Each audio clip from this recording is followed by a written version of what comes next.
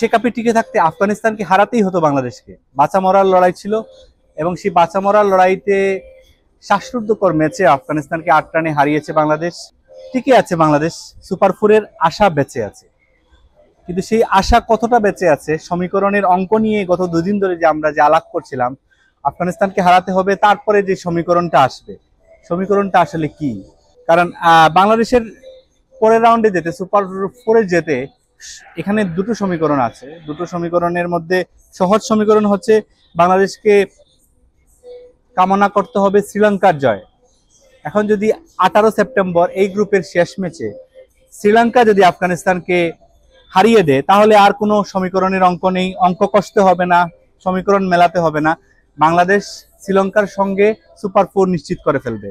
কিন্তু যদি রশিদ খানরা শ্রীলঙ্কাকে হারিয়ে দেয়, তাহলেই আসলে একটু গোলমেলে হয়ে যাবে পরিস্থিতি। তখন ক্যালকুলেটর নিয়ে বসতে হবে, তখন হিসাব মেলাতে হবে, কি হলে কি হয় সেই সিনারিটা আঁকতে হবে। ক্রিকেট খেলায় যেটা বলা হয় সবসময়, যে ক্রিকেট এমন একটা খেলা সেখানে আবহাওয়ার অনেক খুঁটিনাটি তত্ত্ব নিতে হয়, সেখানে গণিতবিদের মতন অনেক সমীকরণ, সূক্ষ্ম অঙ্ক মেলাতে হয়। তো সেরকম একটা পরিস্থিতিতে পড়ে গেছে বাংলাদেশ, এবং বেশ কিছু টুর্নামেন্টে এরকম পরিস্থিতি বাংলাদেশের হয়ে যায়। আফগানিস্তান যদি শ্রীলঙ্কাকে হারায়, সেই সিনারিওটা বলছি। ধরুন আফগানিস্তান আগে ব্যাট করলো, আগে ব্যাট করে যে রানটা করবে, শ্রীলঙ্কাকে হারাতে যদি 65 বা তার বেশি রানে হারায়, 65 বা তার চেয়ে বেশি রানে হারায়, তাহলে যেটা হবে, শ্রীলঙ্কার যে রান রেট বাংলাদেশের পেছনে যাবে। আমি নেট রান রেটের হিসাবটা একটু বলে নিই তার আগে। এই গ্রুপে 3টা দল, আফগানিস্তান, শ্রীলঙ্কা এবং বাংলাদেশ, 3টা দলেরই সুপার ফোরে যাওয়ার সম্ভাবনা আছে। এখন যদি আমরা দেখি, আফগানিস্তান তারা 2টো ম্যাচ খেলেছে, 2টো ম্যাচে হংকংকে হারিয়েছে, বাংলাদেশের কাছে হেরেছে, তাও তাদের নেট রান রেট হচ্ছে +2.150। যেহেতু হংকংয়ের বিপক্ষে তারা প্রথম ম্যাচটা অনেক বড় ব্যবধানে জিতেছিল।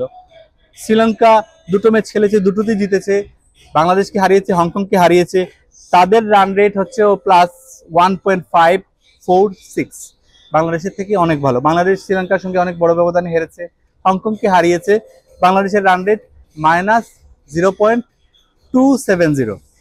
এই জায়গায় হচ্ছে শঙ্কার মেঘটা, কারণ নেট রান রেটের অবস্থা বাংলাদেশের একটু খারাপ, বাকি 2 দল থেকে একটু না, অনেকটাই খারাপ। এখন নেট রান রেটে যদি বাংলাদেশ, যদি আফগানিস্তান জিতে যায়, তখনই নেট রান রেটের হিসাবটা চলে আসবে, নেট রান রেটে এগিয়ে থাকা দলই সুপার ফোরে উঠবে। সেই ক্ষেত্রে আফগানিস্তান যদি 65 রানের ব্যবধানে শ্রীলঙ্কাকে হারায় বা তার চেয়ে বেশি রানের ব্যবধানে হারায়, যদি আগে ব্যাট করে, তাহলে বাংলাদেশ এবং আফগানিস্তান সুপার ফোরে যাবে।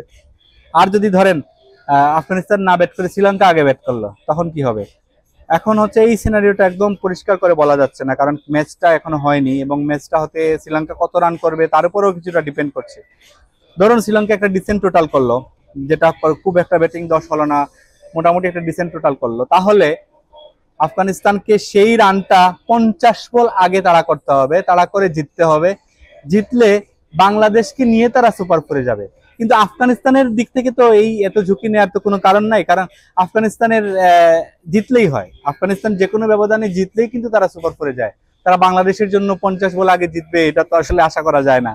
যাই হোক, যেই সমীকরণটা বললাম যে আফগানিস্তান জিতলে কি হয়, সেটা বাংলাদেশের জন্য বেশ কঠিন, প্রায় অসম্ভবের কাছাকাছি। কারণ একটা টি-20 ম্যাচে 65 রানের ব্যবধানে জেতা, 50 বল আগে জেতা, এটা অনেক কঠিন। মানে আফগানিস্তান জিতলে হয়তো এত বড় ব্যবধানে জিতবে না, কাছাকাছি কোনো মার্জিনে জিতবে, যেহেতু দুটো দলই 19-20 তফাৎ আছে। তো সেই জায়গায় বাংলাদেশের শঙ্কার জায়গা অনেক বেশি। কিন্তু শ্রীলঙ্কা জিতে গেলেই তো সহজ সমীকরণ। সেই জায়গায় আমি বলছি, আপাতত একটা ম্যাচের জন্য বাংলাদেশের সমর্থকরা, বাংলাদেশের জার্সি তো গায়ে চাপানো আছেই, বুকে ধারণ করা আছে, একটা ম্যাচের জন্য শ্রীলঙ্কার জার্সি উপরে পরে নেন, তারপরে চারিতা হাসালাঙ্কা, বানিন্দু হাসারাঙ্গাদের জন্য গলা ফাটান, তারপর দেখা যাক কি হয়।